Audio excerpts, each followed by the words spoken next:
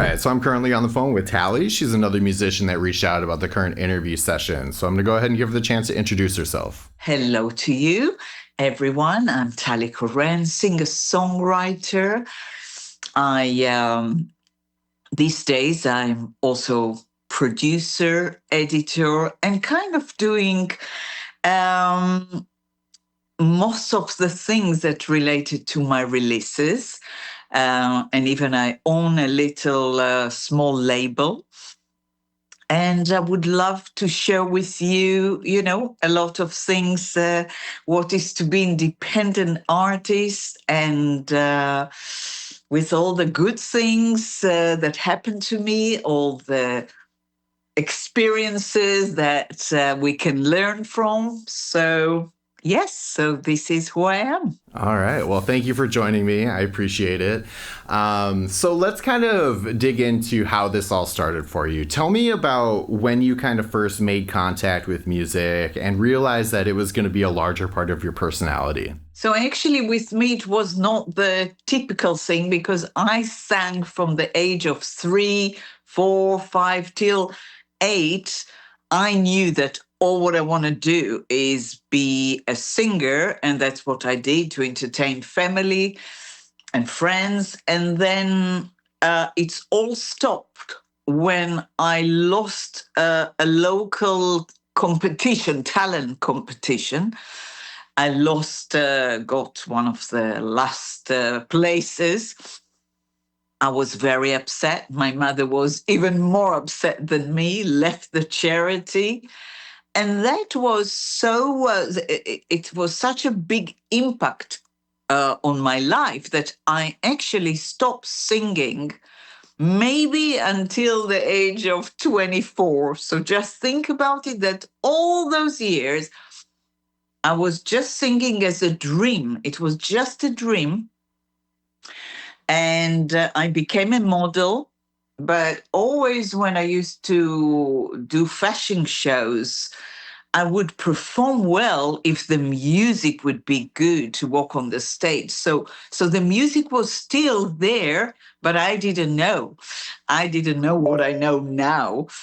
And it was only in the most funny way that at a late age, I went to a karaoke shop.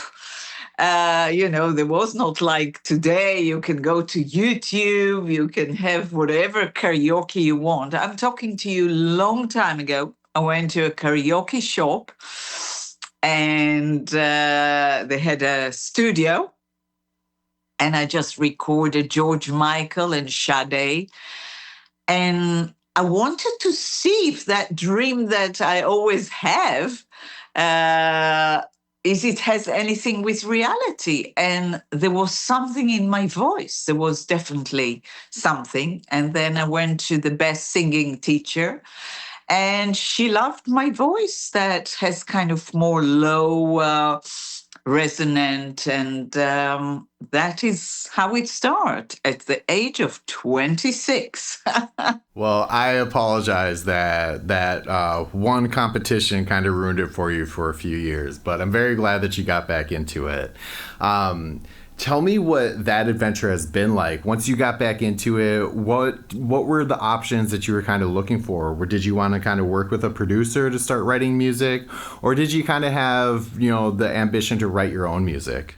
No, so first of all, to come back, all these years that I'm thinking the fact that I didn't become a singer after the talent competition gave me to become the artist that I am. I'm always thinking that if I would not lose the competition, I would probably fall what everyone does, and I might not become who I am today, which obviously I'm happy because as an artist.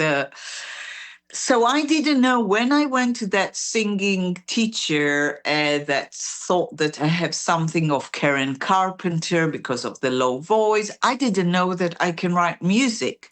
I always wrote poems, thoughts, didn't know that it's lyrics, but I always wrote, but never thought that I can compose until one day I got a keyboard and the music just came, and writing songs became one of the most natural things for me. So then when you write songs, yes, that's when it comes to produce them. It's not enough to write the song. You need to produce them, you need to record them. And that sometimes can be a journey of its own. Carol King said, or I don't know if it's she said it, or Joni Mitchell, you write your songs and you write this beautiful, and you can even do demos yourself and they will sound lovely. But then if you take it to the wrong producer, that has a big ego, he actually can take the song, this pure manifestation of your soul, and change it. And that's what happened with me, that it took me time until I found the right producers, until I was strong enough as well. You come to a studio, you're excited. So that was a journey. Yeah, Yeah. that's amazing. And you're absolutely right. It is a huge journey to make those steps and make that progress. So, how did you kind of once you found that producer? What was that journey like for you? Like, how did you kind of get session musicians in there? Did he know or she have people that they worked with, or did you have people that you wanted to work with? Give me a little bit of background about that. Yeah, so I think the producer that I found here in the UK, it was so good to find someone that he's fast like myself. But we were talking about programming, so he's a programmer on the computer. So we're not talking about live music, but electronic or electroacoustic. So working with him, co-producing with him, it took me time until I understood that I'm actually the producer. He's the arranger. And it's a question of confidence that you learn how to say what you want and stick to it.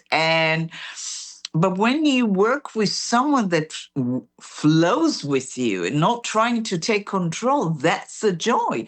Now, of course, I record with live musicians. So I'll just give you two examples. One example was recording a few songs with musician that knows me, that played live with me, that know my music. So then you go to a studio and you work together. It's not enough, because after you really need to produce it after the recording of the instrument. But that experience compared to experience when I recorded in Abbey Road, one of the most important studios in the world.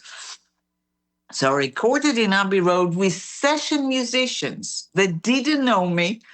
The producer at the time, not the one that I worked closely, someone else, brought session musicians. They were all fantastic, but and we had one rehearsal.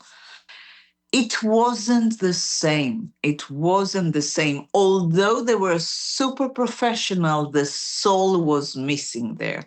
So I took all the stems, all the recordings, and had to redo it. Do you know what I mean? So, Yeah, yeah. so why do they say about the Beatles and all the famous bands that they gigs and worked together? There is something about working together as a band or musician that makes a difference. Now, I cannot tell you that I have that because I'm a solo artist. It's very different when you have a band and when you are a solo artist. But with my producer, that I were co-producer for years now, it's effortless because he knows me. He knows that if I'm saying that something is not right, or he knows that I know what I want, and I've got the ears for that. So yeah, so this is my experience. That's great. You definitely sound like you kind of have the objective mentality of what you're looking for, and that's great to have as a musician. So good for you for coming to that realization, despite having that gap where you kind of went in a different way away from music for a while. That's awesome. Yes. So tell me about kind of what you're up to now. What are your projects? Are you out there doing shows and releasing music? Yes, so I'm now in the last year started to do remixes to my most known songs, and they've done so well.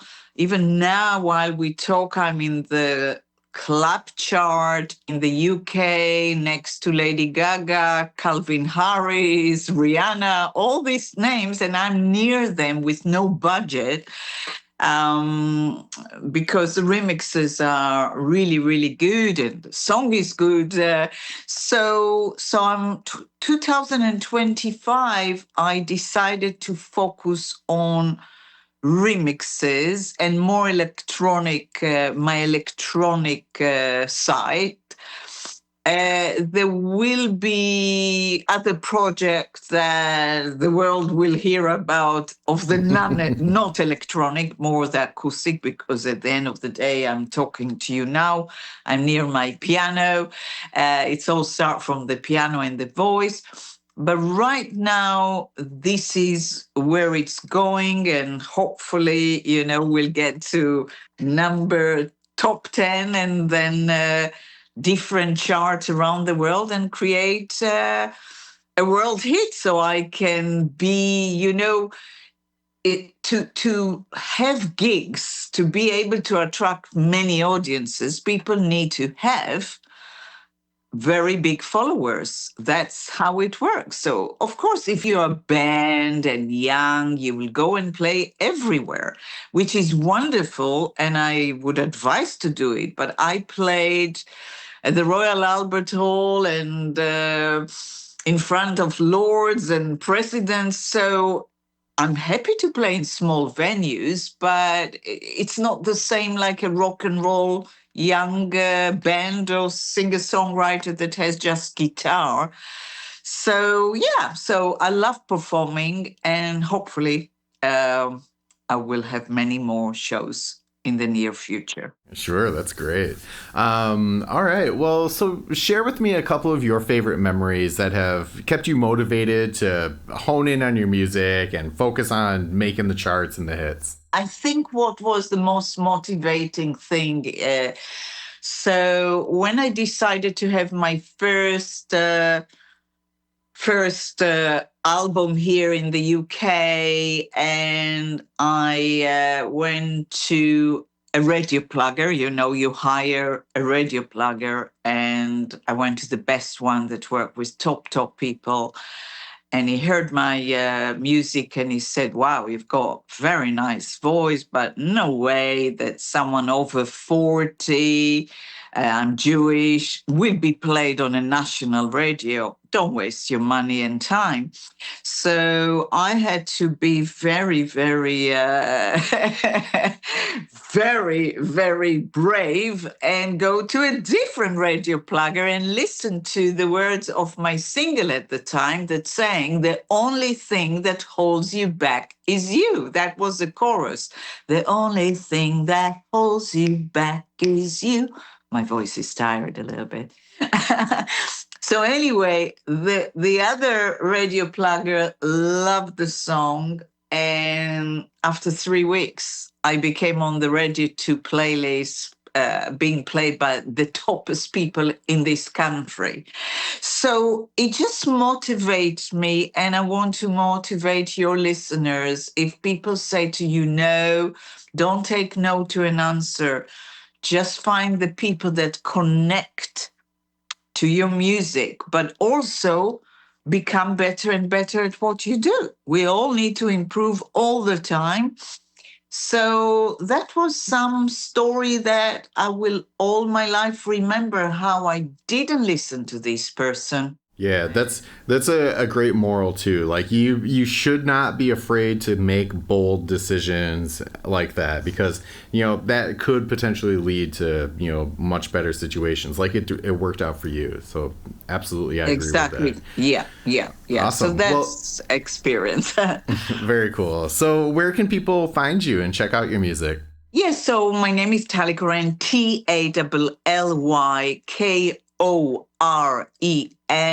So I'm everywhere from all the digital stores, all the social media. I love to connect with people, musicians, give them advice. Right now, my single that is doing very well is Free Will, but in few weeks, Music is My Life will be my new remix, which, yes, music is my life, and I'm sure many of your listeners. And yes, and very happy to connect. And thank you very much for having me. Absolutely. So before you go, I always like to give the person the chance to put out a message in general. So what's a message that you have that you would like to share with somebody else? A very important message, which that's what my song Free Will, that I'm so passionate about inspiring people. So let's not get into philosophy if there is free will or not free will. This is to philosophy class. Let's focus on the choice that we have in every moment to choose between good, bad, love, hate, peace, war. Be kind to yourself and follow your dreams. Be a winner or be a loser. So it's about the choice that we have in every moment. That's what my song Free Will is about. And choose the best for yourself, because that's how the world will be a better place.